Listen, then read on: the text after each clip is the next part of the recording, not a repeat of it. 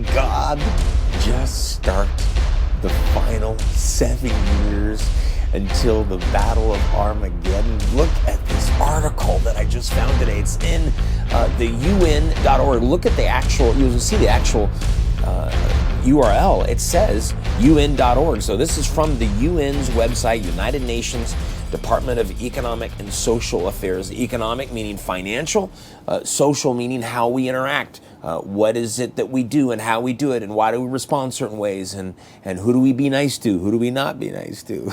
Look at this article from the United Nations. It says here that they are wanting a 7-year accelerated plan of transformative action to achieve the SDGs. This article was first published by the IISD SDG Knowledge Hub as part of its special guest article series, a collaboration between UN, DESA, and IISD. June 13th, 2023, almost 8 years have passed since the international community agreed to take bold transformative steps to achieve the 2030 Agenda for Sustainable Development, a plan of action to secure the rights, that's key, the rights and well-being of everyone, including the Palestinians and the Israelis, on a healthy, thriving planet. Today, at the halfway point to 2030, the promise is in peril, and a fundamental shift is needed in commitment, solidarity, financing, and action to put the world on a better path, and it is needed now. Promises of peril. The recently released report on the Secretary General on the progress towards the Sustainable Development Goals draws the latest data to sound the alarm for action. Of the roughly 140 targets with data, only about 12% are on track to be achieved by 2030. Close to half, those showing progress moderately or severely off track. And some 30% have either seen no movement or regressed below the 2015 baseline. So here is what this article is essentially saying, that they have started as of 18th of September. It is now, as I record this, the 25th of September.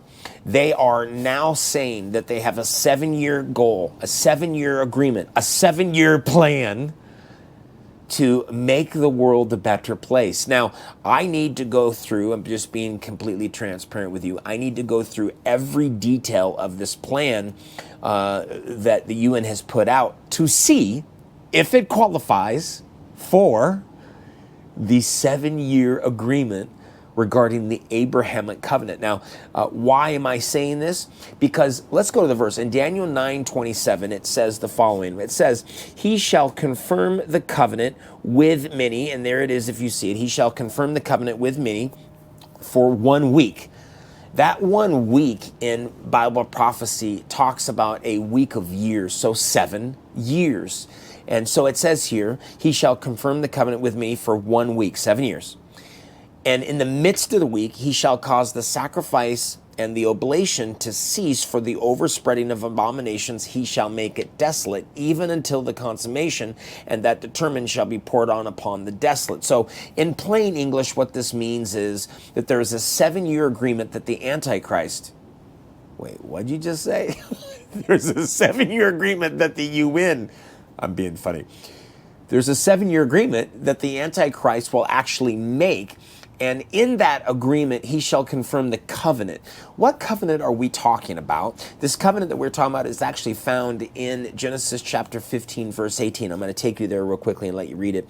In the same day, the Lord made a covenant with Abram, saying, unto thy seed I have given this land from the river Egypt unto the great river, the river Euphrates. And it goes on to list the lands there. But essentially in Daniel 9:27, he says, the Bible says that there will be a confirmation of the covenant that takes place between the Antichrist and the rest of the world, if you will, regarding the Abrahamic covenant. Now, this covenant that God made with Abram is such a big deal that even Trump, in his last year of presidency, he actually tried to have peace in Israel, and he named it the Abrahamic covenant. Why? Because of this verse, Genesis chapter 15, verse 18. So what am I saying?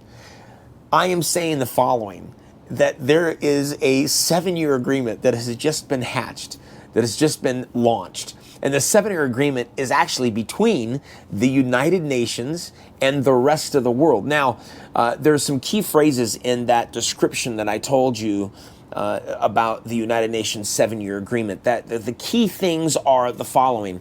Let me read them to you. That we need to make sure that the plan of action will secure the rights and well-being of everyone on a healthy and thriving planet. So those are the kind of key sentences and words that I look to, because what's going to happen is this. They're going to say, well, the Jews and the Palestinians cannot live together, so we got to figure out how to make this work. Now, what I mentioned a minute ago was that I need to go through this agreement that the UN has proposed and has started. This is the first of 7 years. It will end in 2030. Could possibly the Lord come back in 2030?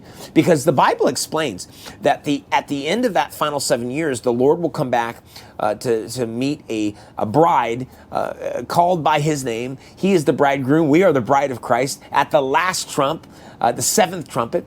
And then when that happens, he will take the church to go and fight the battle of Armageddon. So is it possible that we have just entered into the final 7 years until the battle of Armageddon? I don't know. I don't know. And here's why I want to say that, because I need to look through this agreement. If this agreement, which I have not heard in the last couple days, if you will, this is a few days ago this happened, and now it's the 25th of September as I come to you right now. I don't have this worldwide breaking news that they have allowed for the Jews to worship on the Temple Mount. I don't see that yet. Now, is it hidden in this agreement and I just don't know it? Possibly, but I think that would be a huge worldwide breaking news story that the Jews are now allowed, according to the United Nations, they're now allowed to worship on the Temple Mount. Now, there's another little piece to this, which is that there is a war that is coming. The Bible explains there's a war that's coming that's going to kill 1/3 of mankind. And that is the sixth trumpet. So it happens before the rapture. It happens before the coming of the Lord. But it's the sixth trumpet, because the seventh trumpet is obviously the rapture. But the sixth trumpet happens before 7, and that is a war that kills 1/3 of mankind. And so is it possible that that war that kills 1/3 of mankind is in fact the event that brings on a world peace situation? Remember, after 9/11, we had, here in the United States, there was just great solidarity. I mean, it was, I remember walking down the street a couple days after 9/11, and you just want to walk up to people and give them a hug and say, hey, I love you, appreciate you. It didn't matter if you're a Democrat, Republican. It didn't matter if you're black or white or Hispanic or what. I mean, it didn't matter. We were all just one person and one people. And I can imagine that if there is a war that kills 1/3 of mankind and it's fought over, it's a religious war, I can only imagine the push for the world to have peace, if you will. And so is the sixth trumpet the thing that will bring on this peace in the Middle East? It's possible. Is it this agreement that we just read from the UN that they've put out, that's on UN.org as of right now? Possibly. I just don't know, because I haven't read the agreement in its entirety, and I haven't heard about the Jews being able to worship on the Temple Mount, and they are so excited because they're allowed to have the land back that was given to Abram. And so anyway, it goes on, and that's kind of what I wanted to bring to you today, that did God start the final 7 years to the battle of Armageddon and the coming of the Lord?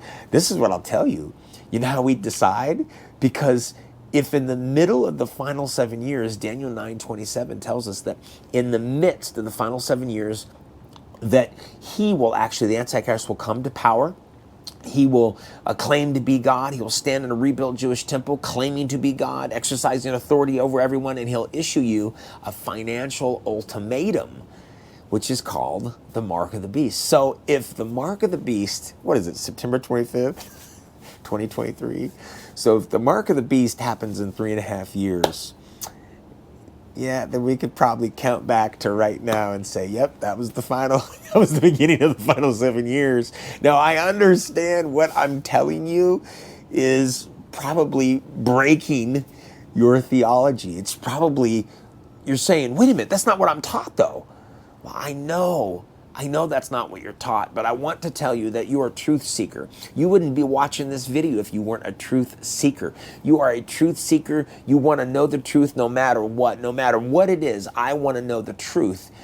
If it said in the Bible that Jesus was from Miami, Florida, then guess what we're doing? We're believing he's from Miami, Florida. Whatever the Bible says, you have to believe, and that's what we're doing here. We're trying to highlight the prophecies of the Bible are not meant to scare anyone. The prophecies of the Bible are meant to foretell the future so that when it happens, you'll say, what else do you know? You got to teach me more. This is amazing. How did you know that that's the truth? The prophecies of the Bible are to empower, to anoint, to sanctify, to encourage. The prophecies of the Bible are meant to do good. They're not meant for fear. So understand today that it's possible that this agreement, it's also very not possible, but I have to look into it. But I saw this today, that the UN wants a 7-year agreement, and they're starting it right now this year. And this seven-year agreement is to make everything better on the planet.